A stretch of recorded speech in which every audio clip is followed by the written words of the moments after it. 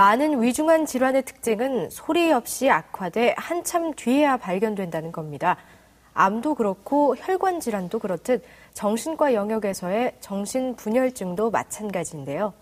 오늘 이 시간에는 신세계병원 임은성 과장과 함께 정신분열병, 조현병에 대해 알아보겠습니다.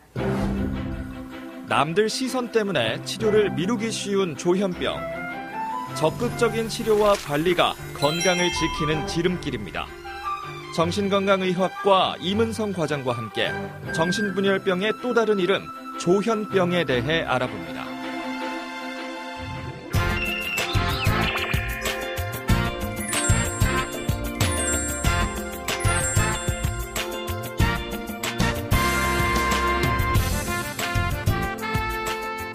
과장님 안녕하세요. 예, 안녕하십니까. 오늘 저희가 이야기할 주제가 정신분열병인데요. 정신분열병이라는 언어를 이제 더 이상 사용하지 않는다고요? 예, 그렇습니다. 정신분열병이라는 단어 자체는 원래 영어의 스키조프레니아라는 단어에서 우리나라 말로 해석을 한 건데요. 스키조라는 말은 사이코라는 단어에서 온 말입니다. 이 사이코라는 말이 정신에라는 의미를 가지고 있고요. 그리고 네. 프레니아. 혹시 횡격막이라는 영어 단어를 혹시 아시는지 모르겠습니다. 모르겠는데요. 예, 다이아프렘이라고 하는 횡격막, 영어로 다이아프렘이라고 하는 거기서도 분리의 그런 뜻을 갖는 프레닉이라는 단어를 쓰게 되는데요. 네. 그 분리, 분열 그런 의미를 가지는 프레닉이라는 단어가 합쳐져서 스키조프레니아라는 그런 단어를 이루게 됐고 그 단어를 이제 한국말로 해석을 해서 쓰다 보니까 정신분열병이라는 말로 그렇게 사용을 하게 됐습니다. 근데 정신분열병, 조현병이라는 병은 실제로 정신이 분열되는 병은 아니거든요. 예. 근데 일반 사람들이 듣기에 굉장히 어감이 좋지 않잖아요. 네. 예. 그렇기 때문에, 사람들에게 인식도 굉장히 안 좋고, 그렇기 때문에, 조현병이라는 그런, 명칭으로 바꿔서 작년부터 사용을 하기 시작을 했습니다. 이 조현병이라는 단어는, 악기를 조율하다, 그러니까 현악기를 조율하다라는 의미를 가지고 있는데요.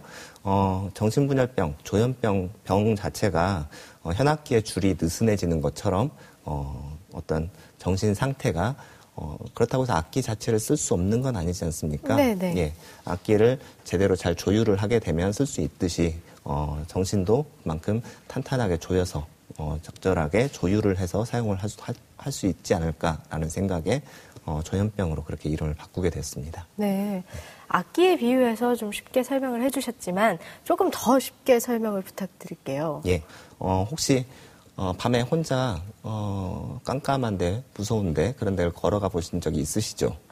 네, 있죠. 엄청 무섭잖아요. 예, 그럴 때 뭐가 갑자기 확 튀어나올 것 같다든지 네. 누가 쫓아오는 것 같은 느낌이 든다든지 그런 느낌이 들 때가 있을 건데요. 네네. 머릿결이 쭈뼛 선다든지. 네네. 예. 그럴 때 어떤 행동을 하시나요? 좀 몸이 움츠러든다거나. 예. 이렇게 몸을 이렇게 숨기고 빨리 걸어간다거나. 예, 빨리 걸어간다거나 또는 노래를 하고 가는 사람들도 네, 있고요. 네, 맞아요. 예. 종교가 있으신 분들은 기도를 하거나. 맞습니다. 또는 걸리지도 않은 핸드폰을 전화 거는 척을 하면서 간다거나 그런 행동 양상을 보게 되는데요. 그게 특별히 이상한 행동은 아니죠. 네네. 예, 그렇지만 그 행동을 만약에 멀리서 지켜보고 있다면 어떨까요? 좀 이상한 사람이다라고 생각할 수도 있겠네요. 그럴 수도 있겠죠. 네. 실제 그 증상은 일반인들은 실제로는 어떤 특별한 뭐가 쫓아온다거나 그런 것이 없다라는 걸 대체로는 알고 있습니다. 그렇지만 네. 정신분열병 환자들은 그것에 대해서 현실 검증 능력이라고 하는데요.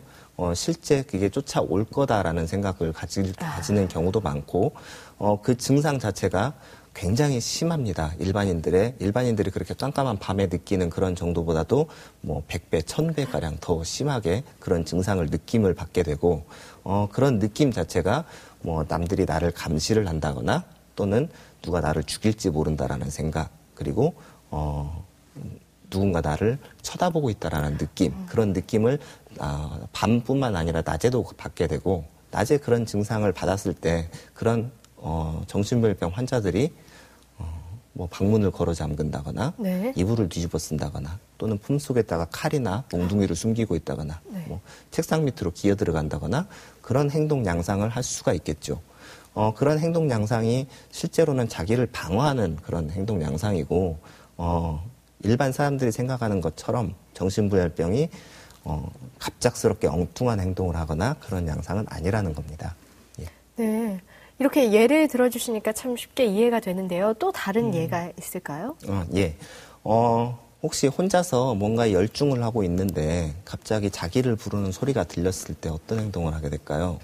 좀 두렵거나 무서워서 주위를 두리번거리거나 깜짝 놀라게 되겠죠. 예, 근데 주변을 둘러봤는데 아무도 없어요. 자기를 부르는 사람이 없고. 그러면 아마도 첫 번째는 내가 잘못 들었나? 라는 생각을 하게 될 겁니다. 근데 다시 또 뭔가에 다시 열중을 하고 있는데 분명히 확실하게 자기를 부르는 소리가 들렸어요. 그럴 때는 어떤 식으로 해석을 하게 될까요? 뭔가 다른 무엇인가가 있나? 사람이 아닌 누군가가 있나? 예. 이렇게 생각을 하게 되겠죠. 예. 일반 사람들이라면 내가 뭔가 잘못 들은 게 아닐까 또는 네. 나한테 뭔가 문제가 있지 않을까 네. 뭐 그렇게 의심을 많이 하게 되고 그렇게 할 건데 정신분열병 환자들은 앞에서도 말씀드렸다시피 숲을 보지 못하고 나무를 보는 그런 특징이 있는 그런 인지적인 특징이 있기 때문에 네. 그거를 다른 방향으로 해석을 하게 됩니다. 예를 들어서 다른 사람 외계에서 자기에게 뭔가 텔레파시를 보낸다거나 또는 누군가 나에게 전파를 쏜다거나 네. 또는 하나님이 나에게 계시를 내리나 아니면 악마에게 꼬임을 당했다든가 뭐 그런 식으로 해석을 하게 됩니다. 그렇다면 이렇게 정신분열병, 조현병을 나타내는 환자는 얼마나 되나요? 조현병의 평생 유병률은 약 1%로 알려져 있습니다. 이것은 뭐 남녀노소나 어떤 계급의 관계도 없고 그리고 네. 국가별로도 차이가 없이 예전과 지금이나 거의 동일하게 1%로 그렇게 얘기를 하고 있습니다. 네. 1%라면 굉장히 많은 숫자입니다, 사실은. 혹시 시장에 나가서 사람들을 만나면 100명 이상은 보시죠? 그럼요. 예. 많이 볼 때는 200~300명도 보고 그렇죠. 아마 그 중에 1명 정도는 정신분열병 환자일 것입니다. 굉장히 많은 숫자죠. 그렇게 많아요? 예. 수십 년 전에 아마 나이 드신 분들은 많이 기억을 하고 계실 건데요. 동네마다 이상한 사람들 한두 명씩 있었습니다.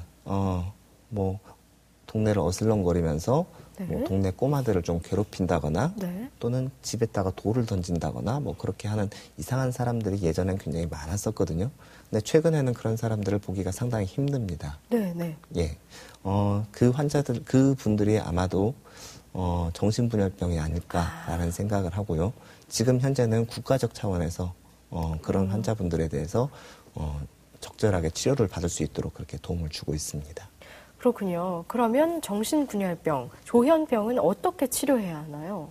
조현병은 주 증상이 환각과 망상 그리고 그에 따르는 상황에 맞지 않는 언행들로 그렇게 이루어져 있는데요. 그 증상들이 발생하는 것이 대체로 도파민의 분비 이상으로 그렇게 발생하는 경우가 많습니다. 그렇기 때문에 도파민의 작용을 감소시키는 그런 항정신병 약물을 주로 사용을 하고 있습니다. 정신분열병은 완치가 되는 병은 아니기 때문에 약물 치료가 굉장히 중요하고 그 약물 치료를 꾸준히 하는 것이 굉장히 중요하다고 할 수 있겠고요. 네. 고혈압과 당뇨와 마찬가지로 거의 평생 약을 복용을 하면서 조절하는 병이라고 할 수 있겠습니다. 환자 본인의 의지가 굉장히 중요할 것 같은데요. 가족의 경우에는 어떤 마음가짐을 가져야 할까요? 예. 치료에 있어서 가장 중요한 것은 약물 복용입니다. 환자가 약을 복용하는 데 있어서 약 자체가 상당히 부작용도 많고 네. 꾸준히 복용하기가 힘든 약이기 때문에 환자 본인 스스로 약을 잘 복용하지 않으려는 태도를 갖는 경우가 많은데요. 그럴 때 이제 정신과 의사도 환자에게 약을 잘 복용할 수 있도록 그렇게 교육도 하고 그리고 보호자도 환자가 약을 잘 복용할 수 있도록 옆에서 지지나 격려를 해준다거나 스트레스를 받지 않도록 그렇게 격려를 해주는 방법도 있고요. 그리고 이 병 자체가 1, 2년 만에 끝날 병은 아닙니다. 네. 보통 10년, 20년, 뭐 길게 잡으면 거의 평생 그렇게 지속이 되는 병이기 때문에 환자뿐만 아니라 보호자도 이 병을 급하게 치료를 하려고 한다든지 뭐 단방약이 있거나 그러지는 않거든요. 그렇기 때문에 좀 장기적인 계획을 가지고 환자도 그렇고 보호자도 그렇고 치료에 있어서 지치지 않도록 꾸준히 치료를 받을 수 있도록 그렇게 하는 것이 가장 중요하다고 할 수 있겠습니다. 네, 오늘은 정신건강의학과 전문의 임은성 과장과 함께 정신분열병, 조현병의 치료 방법에 대해 알아봤습니다. 원장님 오늘 말씀 감사합니다. 예, 감사합니다.